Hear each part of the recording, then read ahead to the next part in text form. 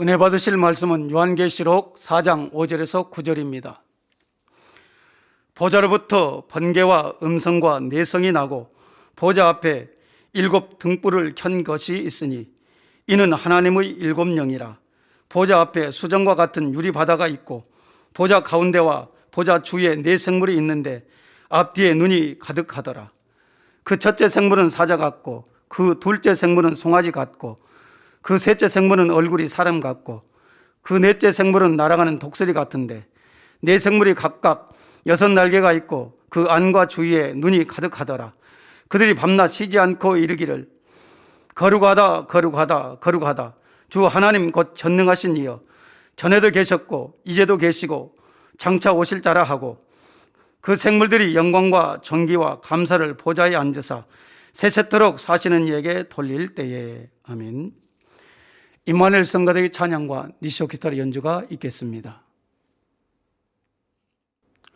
부활절 달걀꾸미 콘텐츠를 통해 은혜 주시고 소망 주신 모든 성도님께 다시 한번 하나님께 영광 돌립니다. 감사합니다. 당야임의 설교 요한계시록 강해 33번째 말씀을 들으시겠습니다.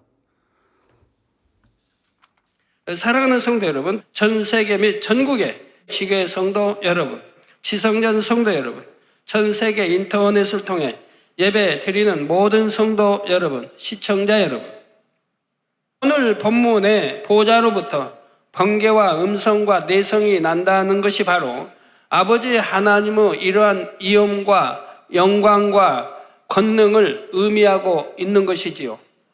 말씀으로 천지 만물을 창조하시고 주관하시는 권능을 표현하며 모든 것이 그 앞에 순종할 수밖에 없는 위엄과 권세와 영광을 표현하고 있습니다. 다음으로 보좌 앞에 7 등불 켠 것이 있으니 이는 하나님의 7 영이라 했습니다. 7 영은 아버지 하나님의 마음으로서 7 등불은 하나의 상징으로서 보여주신 것이지요. 등불이란 빛으로 환히 밝혀주는 역할을 하듯이 아버지 하나님의 마음으로부터 분리된 7 영도 모든 것을 밝히 비춤으로써 정확하게 살핍니다. 천하만국을 감찰하시고 인생들의 모든 마음과 생각과 뜻도 감찰하시지요.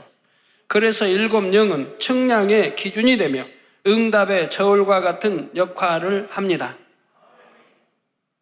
성도 여러분, 하나님은 사랑이시기 때문에 어떻게든 자녀들에게 좋은 것 주기 원하시고 축복으로만 인도하기 원하십니다. 하지만 하나님은 공의의 하나님이기도 하시기 때문에 무조건 좋은 것을 주실 수는 없지요. 공의의 조건에 합당할 때 응답과 축복으로 주시는 것입니다. 만약 공의의 법칙에 상관없이 하나님의 자녀라 하여 원하는 대로 다 응답받을 수 있다면 오히려 세상이 얼마나 혼란해지겠습니까? 아직 악이 있고 욕심도 있으며 자기 유익만을 구하는 사람들, 또 그릇 준비가 되지 않은 사람들도 원하는 대로 응답받아 나간다면 그것은 도리어 자신에게도 결코 득이 되지 못한다는 사실입니다. 그래서 하나님께서는 모든 응답과 축복을 반드시 영계의 법칙에 맞춰서 공의에 따라 역사해 가시지요. 이때 공의에 따라 응답과 축복의 여부를 결정하는 기준이 바로 7 영입니다. 아버지 하나님의 마음 안에 있는 속성 중에 대표적인 7가지 분야를 7 영으로 분리하여 이 7 영이 각 사람을 측량하게 되지요. 7은 영적으로 완전하다는 의미입니다. 그러므로 7가지 분야만을 측정하지만 그것이 결국은 완전하신 하나님의 마음이 되어 한치 오차도 없이 측량을 하게 되지요. 7 영의 측정이 바로 온전하신 하나님의 마음으로 살피는 것과 동일하다는 말입니다. 이렇게 하나님의 마음인 7 영이 모든 사람들의 마음과 행실을 살펴서 공의에 비춰 합당한 사람에게 응답과 축복이 주어지는 것이지요. 여러분도 일곱 영을 이렇게 밝히 이제 그 내용을 아셔서 나는 일곱 영이 합당한 사람인가 아닌가 분별해 보시면 돼요. 합당하다. 그러면 여러분 기도하는 거 다 응답돼요. 마음의 소원 다 이루어져요. 사업 만사형통하죠. 열매 잘 내죠. 뭘 못하겠어요? 일곱 영이 측정해서 합격할 수 있는 그런 마음이라고 하면 뭘 못하겠습니까?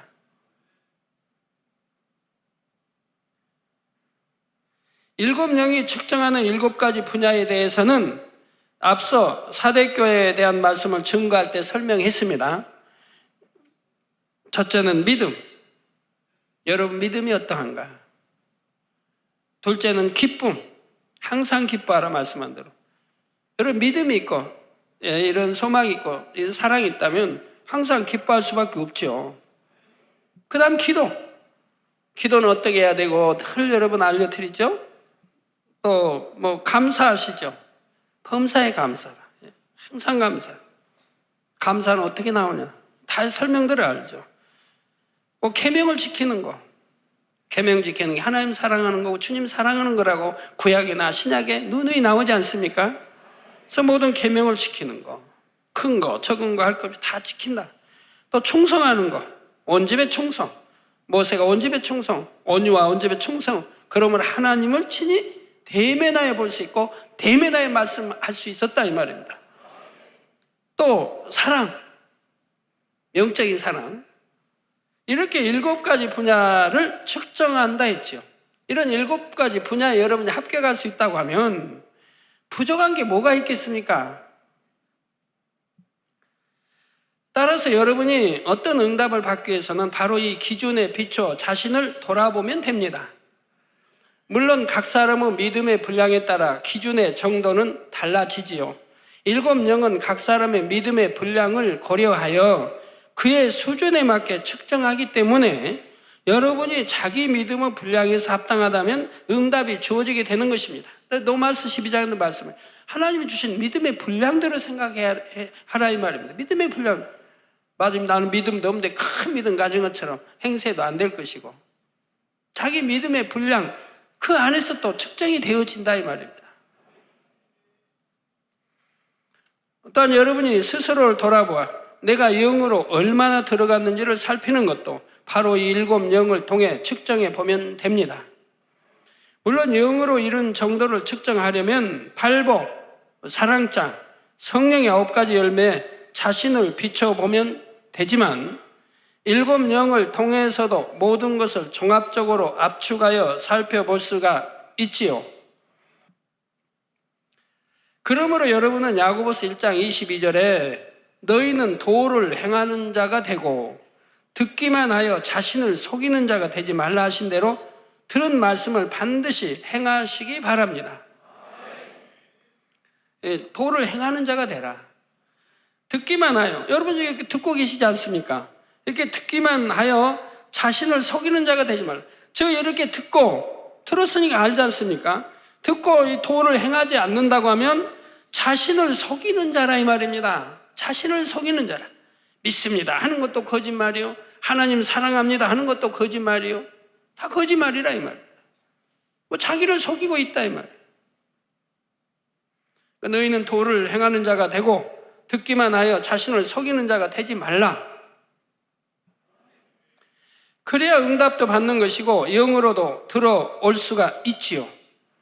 듣기를 수없이 하고 입술로도 수없이 고백한다 해서 그것만으로 응답이 오는 것이 아니며 영으로 들어올 수 있는 것도 아님을 꼭 깨닫고 명심하는 여러분이 되시기를 부탁드립니다. 이어지는 본문 6절에 보면 보좌 앞에 수정과 같은 유리바다가 있고 보좌 가운데와 보좌 주위에 4생물이 있는데 앞뒤에 눈이 가득하더라 했습니다. 여기서 수정과 같은 유리바다를 한 것은 바다처럼 크고 넓다는 의미와 함께 너무나 맑고 깨끗하다는 의미입니다. 천국의 바다는 그 근본이 생명수 강에서 흘러나온 물이므로 이 땅의 바다처럼 짠맛이 나는 것이 아니라 달면서도 오묘한 맛이 나지요. 또한 바닷속이 훤히 들여다보이므로 그 안에 있는 각종 물고기와 해초들도 속속들이 다 보이게 됩니다. 그런데 장차 백보자 대심판의 때가 되면 이 유리바다가 한 가지 중요한 역할을 하지요. 바로 각 사람이 이 땅에서 사는 동안 어떤 마음과 생각과 뜻과 언어와 행동을 했는지가 이 유리바다에 그대로 드러나 보이게 됩니다. 너무나 맑고 깨끗한 유리바다 위로 조금의 숨김도 없이 모든 것이 다 드러나지요. 유리바다에 비춰진 것은 하나도 거짓이 없이 모든 것이 진실이며 참입니다. 그런데 혹여 육으로 생각하면 그 넓은 유리바다에 비춰지는 것을 어떻게 한눈에 다 볼 수 있나 생각할 수 있지요. 마치 여러분이 동해안 바닷가에 서 있고 동해바다 전체가 화면이라고 하면 육으로 생각할 때는 화면을 한눈에 다 볼 수 없는 것과 같습니다. 그런데 이 유리바다는 아무리 넓다고 해도 그것에 비춰지는 것을 한눈에 볼 수 있다는 사실입니다. 영의 세계이기 때문에 이런 것도 가능하죠. 수만 분의 1, 수십만 분의 1도 압축해서 한눈에 보이게 다 할 수 있는 것이고, 육의 세계에서는 자기 눈에 들어오는 한계 안에서만 볼 수 있지만 영의 세계에서는 아무리 크고 넓은 것도 한눈에 들어오게 할 수가 있습니다. 예를 들어 천사나 그룹 중에는 육의 크기로 본다고 하면 한눈에 다 들어오지 않을 만큼 아주 큰 천사나 그룹도 있죠. 그러나 영안이 열려서 보게 되면 아무리 큰 천사나 그룹이라 할지라도 한눈에 다 들어올 수가 있습니다. 머리 끝부터 발끝까지를 한 번에 볼 수가 있지요. 더욱이 영감으로 함께 느끼면서 보게 되면 전체적인 것을 보면서 동시에 부분적인 세세한 것까지도 볼 수가 있습니다. 미가엘 천사장은 많은 천사장들 중에서 군대 장관과 같은 역할을 하는 천사장입니다. 구약에 보면 군대 장관이 나오죠. 그 위엄과 권세가 대단하며 그 크기도 매우 크지요. 여러분에게 이 미가엘 천사장의 모습에 대해 잠깐 설명을 드리겠습니다. 머리에는 마치 왕관과 같은 투구를 썼고 손에는 긴 칼을 가지고 있습니다. 오른쪽 가슴 위편에는 녹보석이, 아래편에는 홍보석이 달려있고 왼쪽 가슴에는 마치 명찰과 같은 것이 있어서 거기에는 그가 누구이며 어떤 계급인지를 나타내는 표식이 새겨져 있습니다. 벨트를 차고 있는데 이 벨트에는 여러 가지 무기들이 달려 있고요. 또한 긴 치마와 비슷한 것을 입고 있어서 다리가 드러나지 않고 가려져 있습니다. 영안이 열리신 분들은 이런 모습을 한 천사를 보게 되면 그가 미가엘 천사장이구나 아시면 되겠습니다. 근데 그거 또 치마 입고 이렇게 한다고 다 미가엘 천사장 아니고 제가 색깔이며 뭐 달렸고 설명했잖아요. 그와 동일하면 바로 미가엘 천사장이다 아시면 돼요. 천사장도 수가 많으니까 다 복장이 달라요. 또 서열에 따라 다르고요. 또 이렇게 군대 장관이라 하는 이제 이런 미가엘 군을 담당하는 이런 천사장과 또 문을 담당하는 천사장과는 복장이 또 전혀 다르고요. 가브리엘 천사장 하면 투구 썼겠습니까? 안 썼어요. 칼 큰 거 들고 있겠습니까? 아니에요. 또 전혀 달라요. 오늘 본문에 나오는 네 생물에 대해서도 이미 여러분에게 자세히 설명한 적이 있지요. 본문에도 보면 네 생물이 하나님의 보좌 주위에 있다 했는데 이는 네 생물의 위치가 얼마나 높은지를 알 수 있게 해주는 증거입니다. 하나님의 보좌 주위에 있다면 그 위치가 얼마나 참 높다 하는 거 알 수 있죠. 네 생물은 그룹들의 가장 머리로서 그룹들 많이 들어보셨죠? 예를 들어 에덴 동산, 에덴 동산에 아담과 하와가 살 때 아담에게 에덴 동산을 지키게 했어요. 그런 권능을 줬어요. 지키게 했다. 그러면 에덴 동산을 왜 지켜야 할까요? 왜 아담 당시 죄도 없는 그 당시에 왜 에덴 동산을 지켜야 하는 것입니까? 다 이유가 있지 않겠습니까? 지킨다고 하면 누가 침략할 수 있으니까, 침략에 들어올 수 있으니까 지금 지키는 거 아니겠어요? 이런 걸 알면 얼마나 좋아요. 여러분들이 이런 거 아시니까 얼마나 좋아요. 성경을 읽으면서 깨우쳐야 되는 거예요. 왜 아담이 그런 권세를 줬고, 왜 이렇게 지배하고 다스리고 정복할 권세를 줬고, 왜 아담이 에덴 동산을 지켜야 하는가? 지킨다고 하면 누가 침략자도 있겠고, 아니 생각이 갈 수 있지 않습니까? 그럼 그 침략자는 누구인가? 갈 수 있는 거 아니에요? 그런데 불순종함으로, 범죄함으로 에덴 동산은 쫓겨난다 이 말입니다. 아담과 하와가 쫓겨났다 이 말이에요.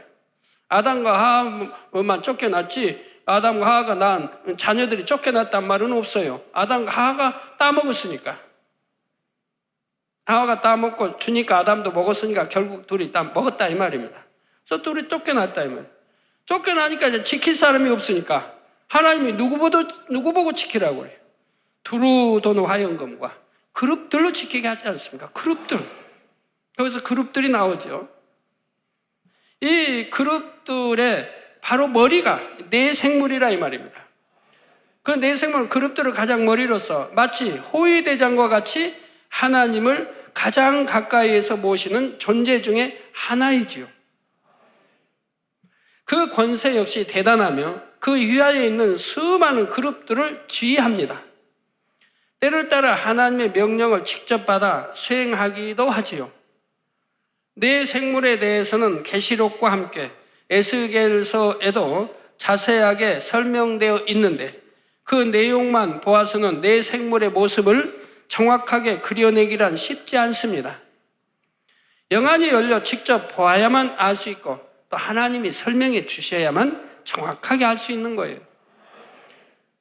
예를 들어 에스겔 선지자는 에스겔 1장 6절에 각각 내 얼굴과 내 날개가 있고 했는데 각각 내 얼굴, 내 생물이니까 각각 송아지 생물 뭐 얕은 사람 인자에서 각각 내 얼굴과 내 생물이니까 또 얼굴이 내 얼굴과 내 날개가 있고 자, 반면에 사도 요한은 오늘 본문 8절에 각각 6날개가 있다 했습니다. 이는 네 생물이 합체된 모습을 보면서 각각의 날개들이 연합하기도 하고 서로 포개지기도 하는 모습을 표현하다 보니 두 사람의 기록에 차이가 있는 것이지요. 그렇다 하여 성경이 잘못 기록되었다는 의미가 아니라 오히려 이렇게 서로 다르게 기록됨으로써 내 생물의 모습을 더 정확히 알 수 있게 해줍니다. 성경은 이런 것이 구약이나 신약에 곳곳에 나오죠. 우리 주님이 십자가 매달렸을 때 좌우편에 강도가 다른 기록자는 좌우편의 강도가 예수님을 욕한 것처럼 나와 있고 또 한 기록자는 한편 강도가 다른 편 강도를 욕하고 주님을 욕하는 게 아니고 이렇게 기록이 다르지 않습니까? 그럼 왜 기록이 다르게 기록하게 했는가? 그 설명을 제가 전에 해드렸죠. 이렇게 기록이 틀린 게 아니라 하나님은 그걸 통해서 더 정확하게 성경을 이해하도록 하고 계시다 이 말입니다. 자, 합체되었을 때와 분리되었을 때 또한 어느 방향에서 보느냐에 따라 보여지는 모습이 달라질 수가 있다는 말이지요. 내 생물은 말 그대로 생물 넷이 짝을 이루고 있는 그룹인데 넷이 합체된 형태로 있기도 하고 따로 분리된 형태로 있기도 합니다. 전체적인 형상은 사람과 비슷하며 머리는 하나지만 머리의 사면에 각각 4개의 얼굴이 있지요. 내 생물은 뒤로 돌아서서 간다거나 머리를 좌우로 돌리는 일이 없기 때문에 분리된 내 생물의 정면에서 보이는 얼굴이 각각 그 생물을 대표하는 얼굴이 됩니다. 네 생물의 얼굴은 각각 사람, 사자, 소, 독수리이지요. 본문 7절에 그 첫째 생물은 사자 같고, 그 둘째 생물은 송아지 같고, 그 셋째 생물은 얼굴이 사람 같고, 그 넷째 생물은 날아가는 독수리 같다 했습니다. 사실 네 생물을 정확히 보기란 쉽지 않은데 그만큼 영안이 밝게 열린 사람이어야 하며 하나님께서 허락하셔야 볼 수가 있지요.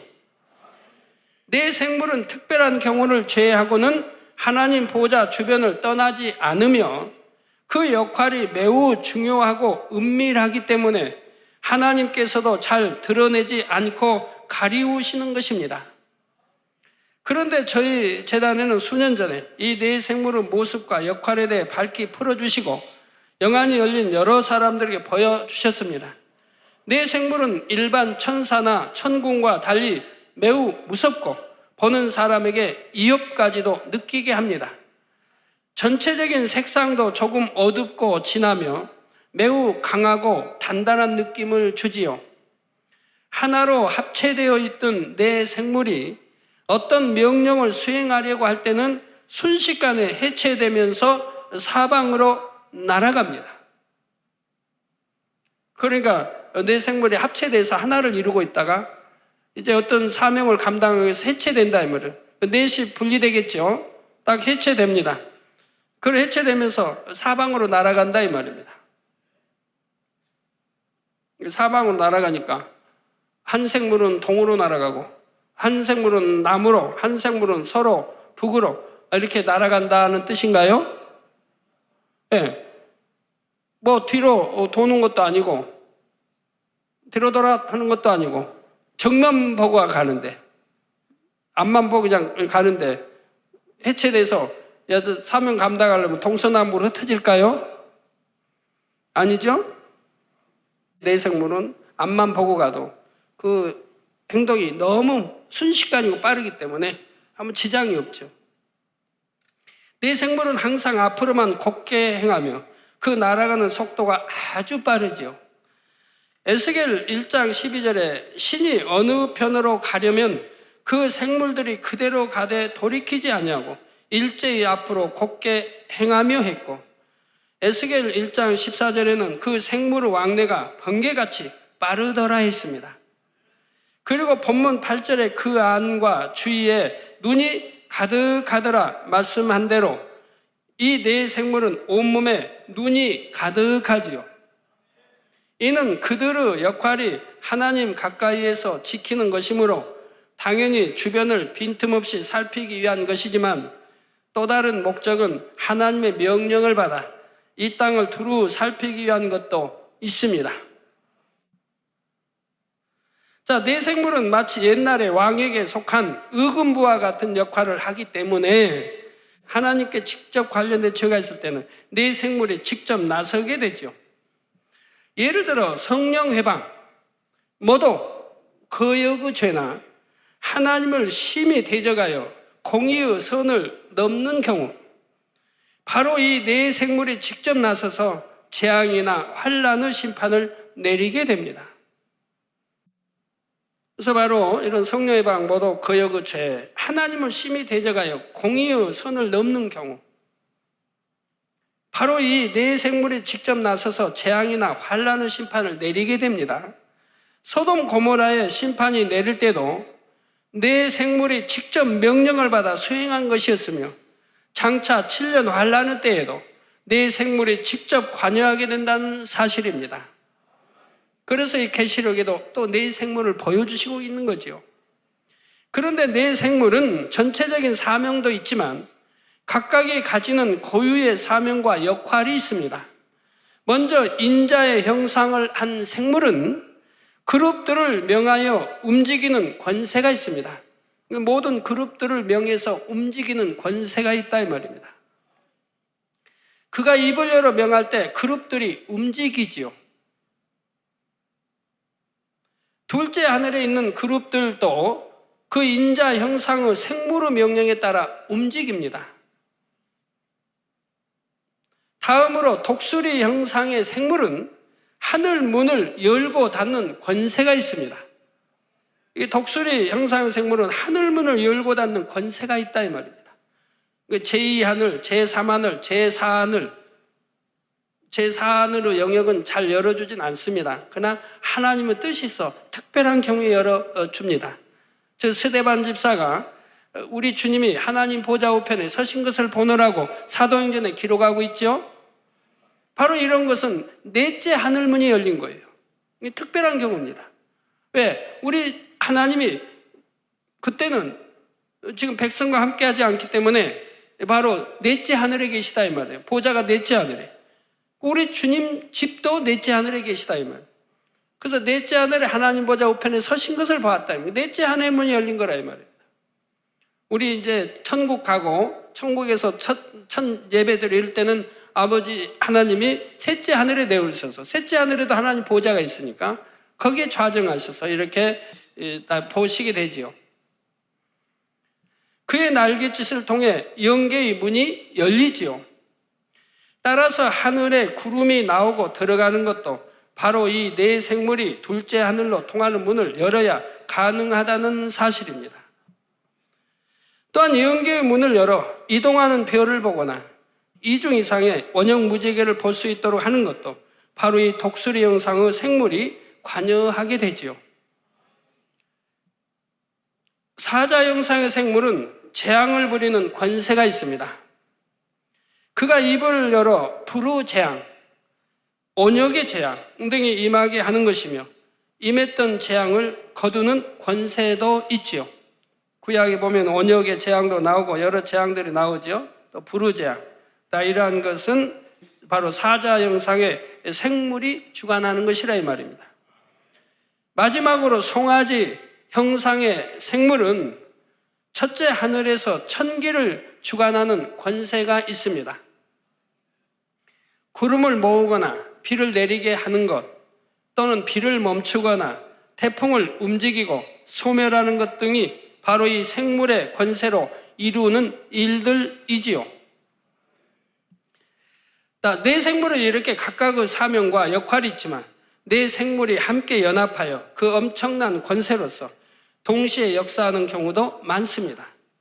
하나님께서는 바로 이러한 엄청난 권세를 가진 네 생물을 주관하심으로 공에 따라 천기를 움직이시고 재앙을 내리게도 또한 거두게도 하시며 영계의 문을 열어 놀라운 현상들을 나타내 보여주실 수가 있다는 사실입니다. 이들 안에 이제 인자 안에는 그룹들을 움직이는 그리고 다 질서가 개통이 있기 때문에 다 사명에 따라서 어느 걸 움직이게 할 때 움직이고 천사를 움직이게 할 때 움직이고 그룹을 움직이게 할 때 움직이고 다 해가지고 척척척척 자 명령하에서 돌아간다 이 말입니다. 자동으로 정확하게 실수되지 않고 영계는 돌아간다는 얘기입니다. 그런데 혹시 어떤 분들은 이러한 네 생물의 모습에 대한 기록을 읽을 때 좀 이상하게 생겼다고 생각할 수도 있죠. 그러나 실제로 보면 그렇지 않습니다. 물론 그 위엄과 권세가 대단해서 보는 사람으로 하여금 두려움마저 들게 하지만 그들은 하나님 곁에서 친히 경호하는 존재이므로 당연히 범접할 수 없는 위엄과 권세가 있어야 합니다. 세상의 왕도 가장 멋지고 늠름한 장수를 뽑아 주변에서 호위하게 하듯이 하나님을 경호하는 임무를 맡은 네 생물도 실제로 보면 너무나 위엄 있고 멋이 있으며 그러면서도 아름다운 모습이라는 사실입니다. 이와 같은 네 생물이 하나님의 보좌 앞에서 고백하는 내용이 본문에 나오지요. 그들이 밤낮 쉬지 않고 이르기를 거룩하다 거룩하다 거룩하다 주 하나님 곧 전능하신 이여 전에도 계셨고 이제도 계시고 장차 오실 자를 하고 그 생물들이 영광과 존귀와 감사를 보좌에 앉으사 세세토록 사시는 이에게 돌린다 했습니다. 천국에서는 하나님의 영광의 빛이 새 예루살렘으로부터 낙원에 이르기까지 항상 비치기 때문에 어둠이나 밤이 없지요.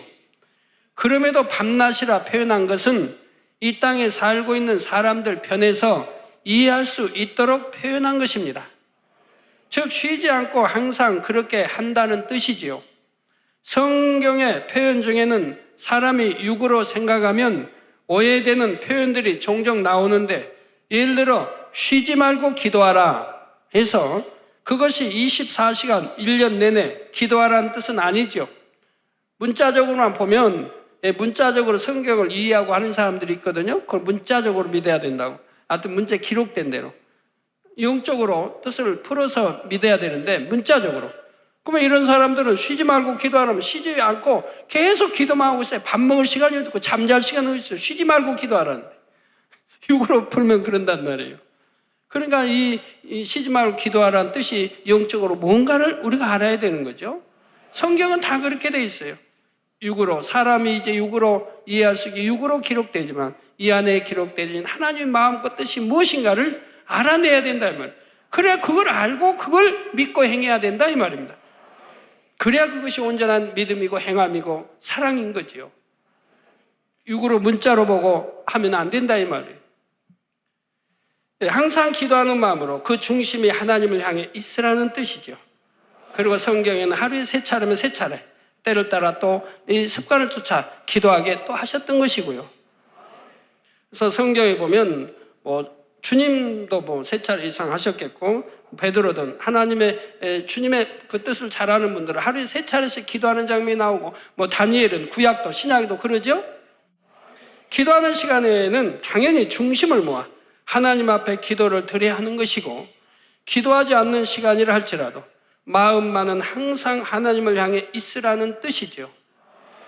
이런 것처럼 내 생물이 밤낮 하나님 보좌 앞에서 영광과 존귀와 감사를 돌리고 찬양 드린다는 것도 단 1초도 쉬지 않고 그런다는 뜻이 아니라 늘 중심을 다해 하나님을 찬양하며 경배 드리는 마음으로 있다는 의미입니다.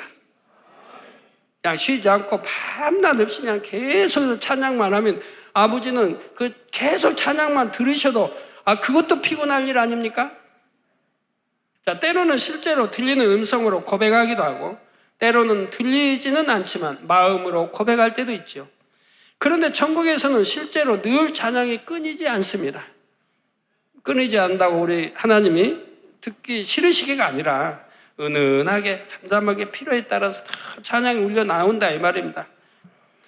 내 생물 이외에도 찬양만을 위해 지어진 천사들도 있고 무엇보다도 구원받아 천국에 간 하나님의 자녀들에게는 찬양이 끊이질 않죠.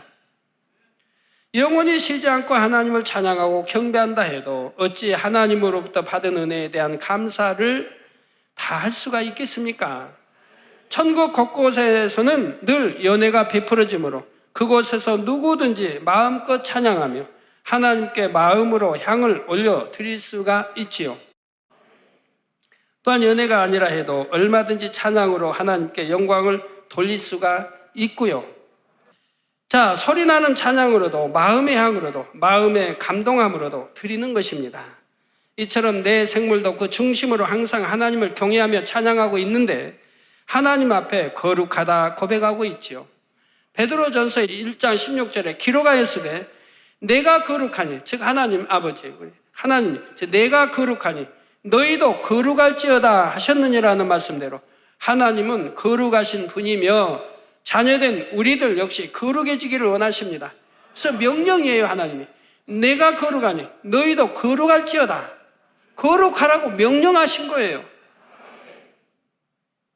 그러니까 언어도 고운 말 써야 할 것이고 행동도 곱게 해야 할 것이고 하나하나가 다 점점 여러분의 신앙생활 깊어지면 영으로 들어가면 모든 행실, 말하는 거와 행실 모든 것들이 거룩하게 바뀌어지는 거예요. 왜? 하나님 아버지가 거룩하신데 자녀들도 거룩하기를 원하시고 명령하셨다면 거룩하라. 내가 완전하니 너희도 완전하라.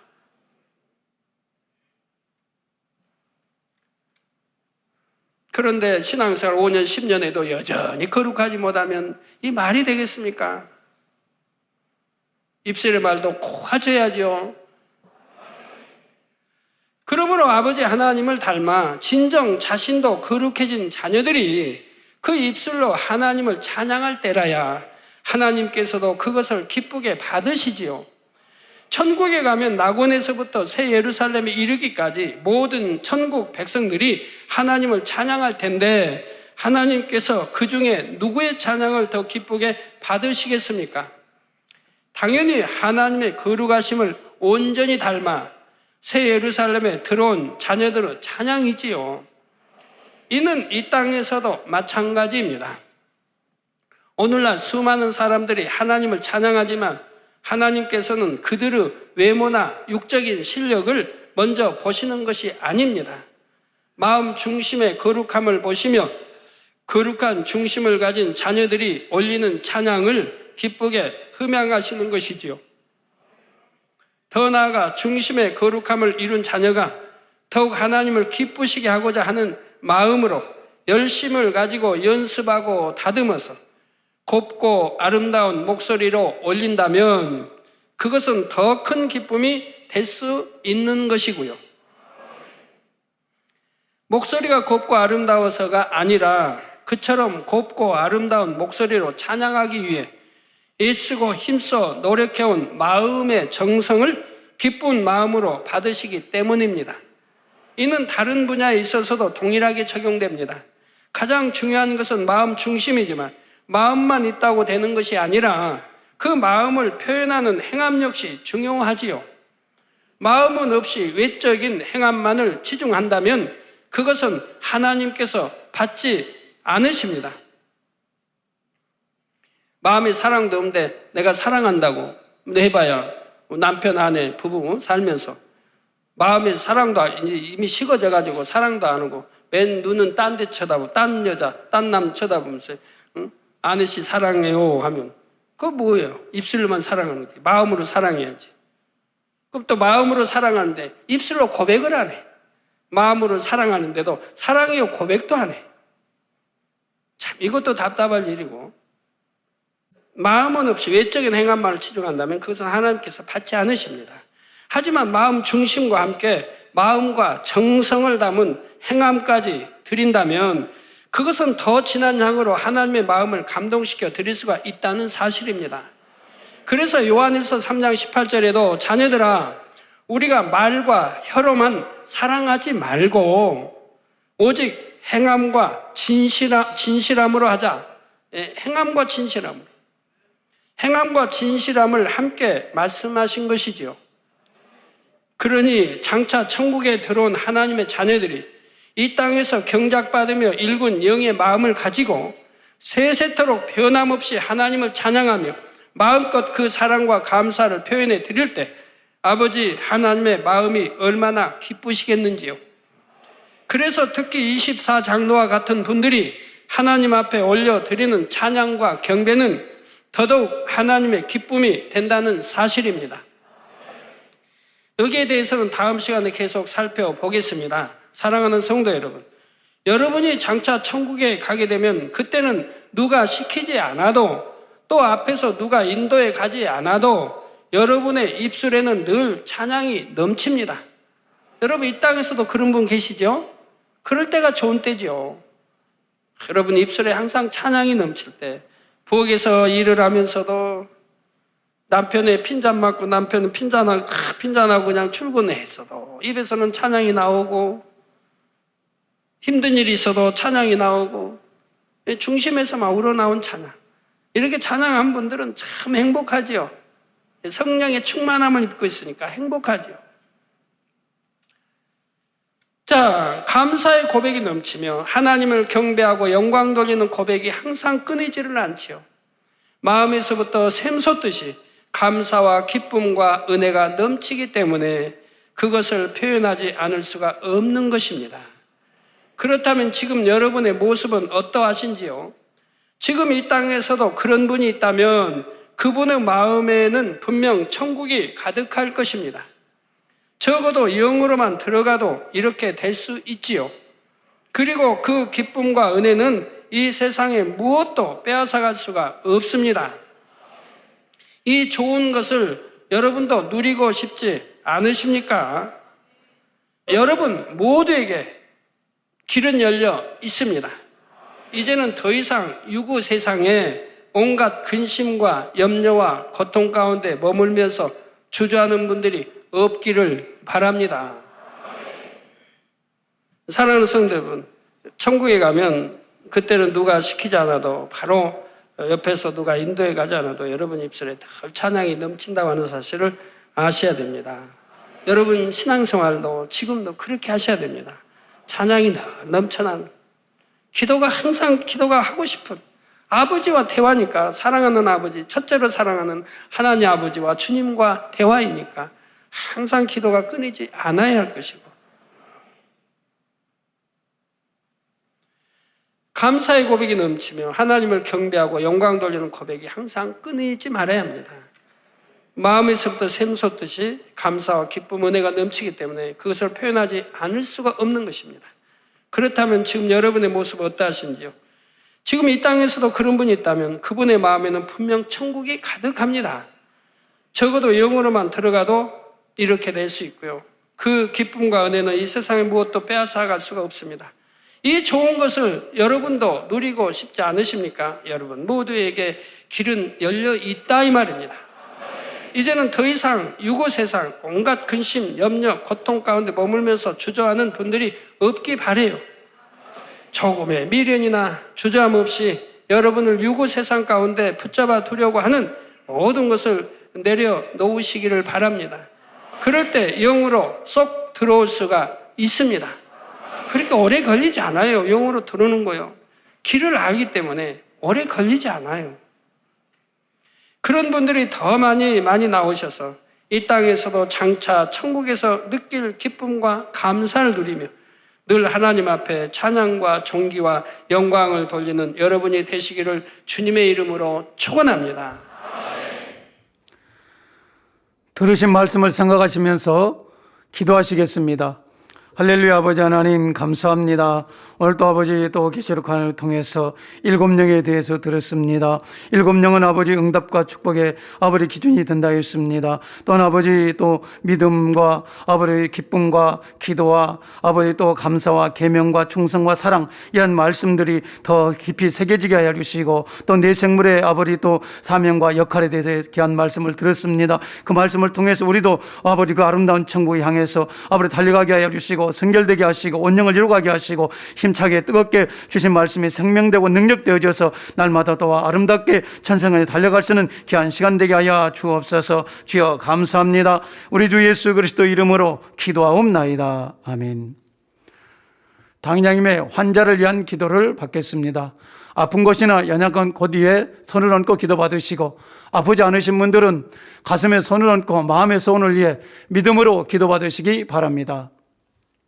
할렐루야. 전능하신 사랑의 아버지 하나님, 이 시간 기도 받는 모든 성도님들 위해 안수하여 주옵소서. GCN과 인터넷과 화상을 통해 기도 받는 지교회와 지성전, 그리고 전 세계 하나님의 자녀들 위에도 시공간을 초월하여 역사하여 주시기를 원합니다. 믿어지는 믿음을 주시고 부정적인 생각과 의심의 세력을 물리쳐 주옵시며 모든 시험 환난도 물리쳐 주옵소서. 머리부터 발끝까지 오장육부 뼈 마디마디 온몸의 신경 조직 세포 등 아픈 곳마다 성령의 불로 태우시고 근본의 빛으로 역사하여 주옵소서. 예수 그리스도의 이름으로 명하노니 원수마귀 사단 모든 질병 균 연약함아 물러가라. 빛이 임하라.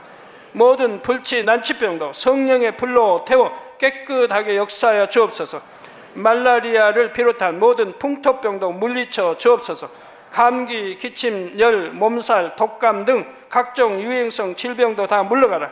어떠한 유행성 질병 균도 틈타지 않게 지켜 주옵소서. 위암, 폐암, 간암, 유방암, 자궁암, 대장암, 피부암 등 각종 암과 에이즈, 백혈병, 뇌졸중, 고혈압, 저혈압, 심장병, 폐병, 위장병, 당뇨, 부인병, 피부병, 갑상선 질환과 모든 염증도 깨끗게 하여 주옵소서. 소아마비, 중풍, 관절염, 디스크도 온전케 하여 주옵소서. 요통, 두통, 신경통을 비롯한 모든 통증은 사라질지어다. 간질, 자폐증, 우울증, 조울증, 노이로제 등 모든 정신질환도 물러가라. 모든 마비된 것도 풀어지고 일어나 걷고 뛸지어다. 눈도 잘 보이게 하옵시고 귀도 잘 들리게 하여 주옵소서. 소경은 눈을 뜨고 기머거리는 들으며 벙어리는 말할지어다. 각종 사고 후유증도 깨끗게 하시고 부러진 뼈도 붙여 주옵소서. 화상 입은 것도 온전케 하옵소서. 화기야 물러가라. 열도 물러가라. 아버지 흉터도 나지 않게 역사해 주시기를 원합니다. 마약을 비롯하여 각종 약물과 독극물 중독도 깨끗함을 입을지어다. 죽은 신경과 세포가 살아나며 죽은 자도 살아나게 하여 주옵소서. 잉태의 축복도 주시기를 원합니다. 잉태 축복을 받으라. 예수 그리스도의 이름으로 명하느니 원수마귀 사단아 하늘 공중 곳에 잡은 악의 영들아 물러가라. 그의 사자들도 물러갈지니라. 이 땅의 악한 영, 더러운 영, 거짓되고 간사한 영, 이간질하고 미혹하는 모든 어둠들은 물러가라. 모든 흉악의 결박을 풀고 어둠아 물러가라. 빛이여 임하라. 아버지 하나님, 부르짖어 기도할 수 있는 능력을 주시고 죄를 버리고 성결될 수 있는 능력을 주옵소서. 영혼이 잘됨같이 범사에 잘되게 하시고 가정의 복음화도 이루어 주시기를 원합니다. 한 주간도 모든 사고와 재앙으로부터 지켜주시고 불통이 없는 형통한 삶을 살 수 있도록 축복해 주옵소서. 성령의 불담으로 천군 천사와 주님의 불꽃 같은 눈동자로 모든 하나님의 자녀들과 가정, 일터, 사업터를 지켜주시기를 원합니다. 학생들에게 지와 명철을 더하시고 공부도 할 수 있는 뜨거운 마음과 열정도 더하여 주옵소서. 마음과 생각을 세상에 빼앗기지 않도록 지키시고 하나님을 뜨겁게 사랑하는 학생들로 축복하여 주옵소서. 하나님의 자녀들이 먹으나 마시나 입으나 무엇을 하든지 하나님 앞에 영광 돌리는 삶이 되게 축복하여 주시기를 원합니다. 나는 하나님을 만났노라, 체험했노라, 응답 받았노라, 축복 받았노라, 간증하는 입술이 되게 역사하여 주옵소서. 아버지 하나님 감사합니다. 홀로 영광 받으옵소서. 우리 주 예수 그리스도의 이름으로 기도하옵나이다. 아멘.